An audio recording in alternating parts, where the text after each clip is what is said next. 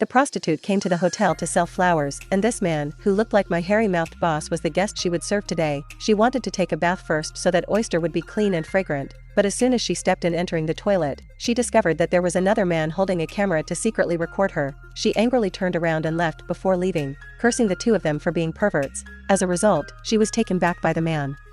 Dong-hoa room waited forever but didn't see her coming down. He hurriedly ran to the hotel, looking for the male lead. He used to be a police officer, but because of bribery, he was kicked out of the industry because he didn't know what to do to make a lot of money. He was far from the profession of escorting prostitutes, and he was also high-dung boss. When he saw the wound on her face, he understood what had just happened. Dong shouted, the first pervert customer to enter the room, and closed the door twice. His pretty hand was printed on bastard profile picture. He was so scared that he ran out of his pants and quickly knelt down to beg for forgiveness. In the end, Tong got a bunch of money from him. After being saved, he didn't go far. Waiting under the building, she told Ho that she'd been perverting too much lately, so she won't do it anymore. After saying that, Hidung immediately left, and Jung-woo felt sad because his prostitutes were becoming less and less. Not only that, recently, two girls also disappeared in a strange way. At first he thought they didn't want to work anymore, so he ran away until he turned over the notebook and found out that the last guest was served by those two girls.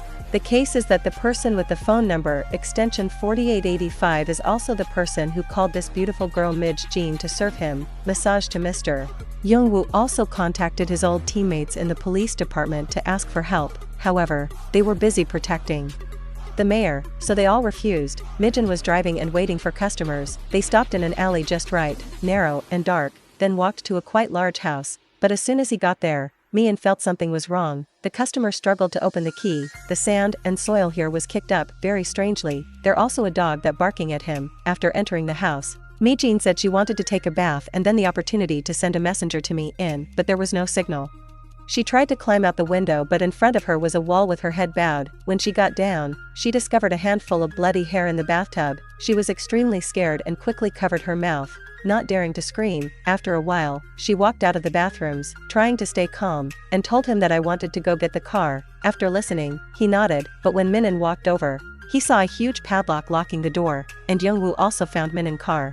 But he did not receive any news. No message from her could come through, so he called the phone number ending 4885, but no one picked up the phone, so he had to drive around to look around here. Mijin's arms and legs were shaking, and she couldn't move. The murderer poured a bunch of tools out from two hooks, sickles, hammers and chisel. He took the hammer and chisel, then placed the chisel on Mijin's head and then used the hammer to hit her. She resisted fiercely, so he hit her 3 times.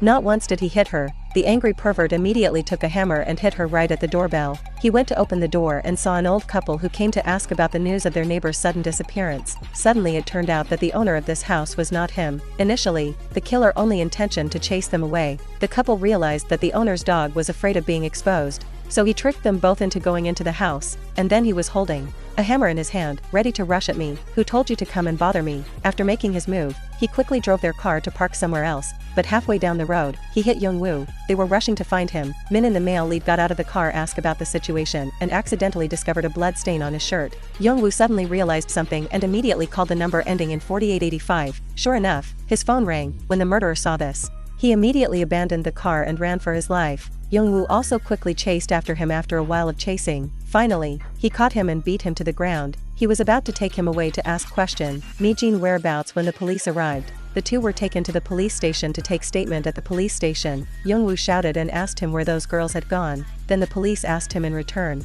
"Why did he beat you guys? It was really stupid." Until another policeman looked skeptical and he turned around and asked him if he sold those girls. He laughed and said, "I didn't shoot them, I just killed them." After that, the whole police station was speechless. Is this pervert crazy or something? Not long after, members of the crime team also received the news and immediately came to find the police. At this time, the police let Jung-woo go and the murderer, arrested to be questioned. Did you use a chisel or hammer to kill them? Yes, I used a hammer. Kill them? Yes, I used a hammer, a human ankle, but I cut it off, dried it, then chopped the body into pieces and buried him. He spoke calmly as if nothing had happened, but when the police asked the location of the crime and where the body was buried, he remained speechless and did not answer. So the police could not collect evidence without asking. If there is evidence, they cannot be charged further. According to the law, they must release the suspect within 12 hours. If there is not enough evidence to arrest them, this perpetrator becomes more and more depressed. He even teased the female police officer of the major crime team, not knowing what her body smelled like. On the other hand, Jung-woo continued to search for Mi-jin. He saw the person car and checked it and discovered that there was alcohol in the car.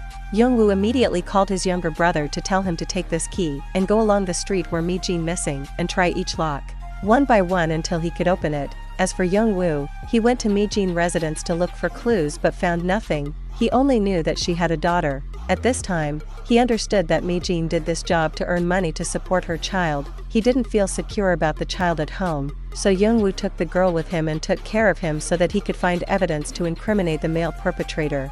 He went to the other mouse shepherd's sneak, asked if he had ever called the girl. In the end, he discovered that everyone who had served that murderer had mysteriously disappeared. According to preliminary statistics, up to 19 girls had disappeared. There was a high possibility that all of them had been killed by the murderer. Murdered on the other side, Jung-woo's younger brother, who was still actively going door to door trying the key, and finally opened a door. Jung-woo immediately ran over but did not find Mi-jin, but only saw a man, after using his hands and feet to ask about the man's health. He also confessed that the perpetrator had been to prison and that he was his friend in prison. He used to be here but had just moved away about a month ago and was now because he didn't know where he had moved. The clue was interrupted again. Jung-woo suddenly noticed the wall next to him and immediately stood up and tore off the wallpaper. On it was a painting by the murderer. The culprit drew this as the 7 deadly sins that must be punished, like in good wearing. Knowing that the murderer was not only perverted but also very dangerous, he immediately ran to the police station to question him, but Mi-jin's daughter suddenly disappeared, so Jung-woo shouted in panic and ran to look everywhere. Finally found the girl lying unconscious in a corner. It turned out that was a kind girl who went to buy food for him on the way home. He accidentally met someone, like his mother. He chased her, but an accident happened. Jung-woo quickly hugged her and took her to the emergency room. He sat beside the bed all night, worried, like a father was taking care of his daughter. Then he left. The male protagonist immediately rushed to the police station and was in the interrogation room to question a psychologist sent to interrogate the perpetrator. He used a provocative tactic to ask if the nightingale was your penis is paralyzed. That right, as expected. After hearing that, he immediately felt self-conscious. Seeing that, the expert continued. Are you treating the chisel like a monster in your pants and chiseling it into the bodies of those prostitutes? Only then will you feel happy. But in reality, your nightingale is so weak that it can't even move, and it far inferior to those guys who just poked you. And as soon as you hear this, it turns into a crazy dog. The 2 policemen next to him had to use all their strength to pull him out, but by doing so, they only knew his motive for the crime and there was no evidence to prove it.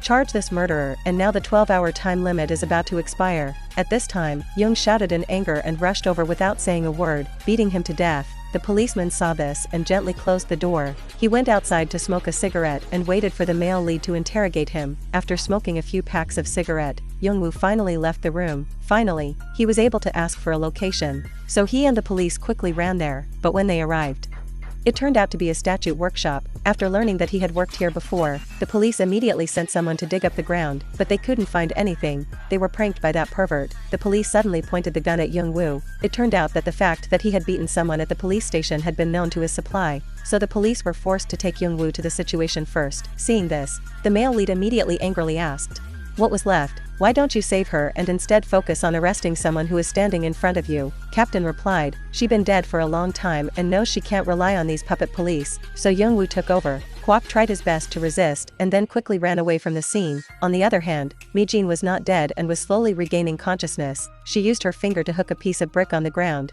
cut the wire, then broke the window and escaped. She used all her last strength to run into a crockery store. The owner saw her covered in blood and immediately backed away in fear. Mi-jin begged her to call the police. Then she called Jung-woo. But at this time, Nam-hee was frantically running away, so he didn't hear the call coming in. The perpetrator was also released by the police. However, they also sent someone to follow him on the way back home because he ran out of cigarettes, so he walked in grocery store to buy, and the female police officer was waiting outside. The owner saw the regular customer and immediately asked him to stay and help, saying that there was a girl with blood all over her body hiding here, looking very scary. She even gave it to her. The hammer was given to him to protect himself. This time, he was not really saved. The killer quietly closed the door, then beat the landlady to death right where he was. Entering the room, she saw Mi-jin sitting there. She knew he was where, but he didn't have any strength left to move anymore. He could only tremble and cry in helplessness. but this bastard still showed no pity. He swung the hammer up and just like that, hitting each blow on the devastated Mi-jin body, so evil that no language can describe it. By the time the police arrived,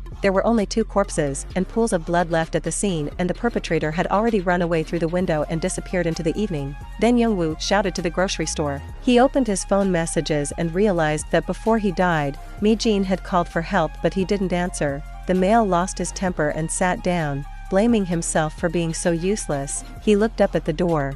Then he saw a cross in the distance from the church. Jung-woo suddenly realized something, so he immediately ran to the church. In front of the gate was a sculpture of Jesus crucified on the cross. Jung-woo remembered from what Father Su said. He knew that the statue was sculpted by him. The priest also gave him an address. Jung-woo immediately went to that address and took out the key, tried each one, and finally opened the door. When he caught sight of the perpetrator trying to escape, he angrily pulled him into the house and then beat him to death. The 2 people fought from the hallway until the main hall. Whatever he could hold he threw it at his opponent. Finally, he couldn't stand it anymore and fell to the ground. Jung-woo intended to use the hammer to end all the crimes this bastard had committed, but he hesitated. At the end of the movie, he went to the hospital to visit Mi-jin's daughter. Seeing that she had completely recovered, he felt less tormented by himself. Perhaps this was what happened. The reason why he doesn't want to take down the body of that perverted murderer is because if he goes to prison, who will take care of her? This is a movie based on a true story in Korea. According to the testimony, the murderer killed a total of 20 people and ate the internal organs of 4 people. Hello and see you again.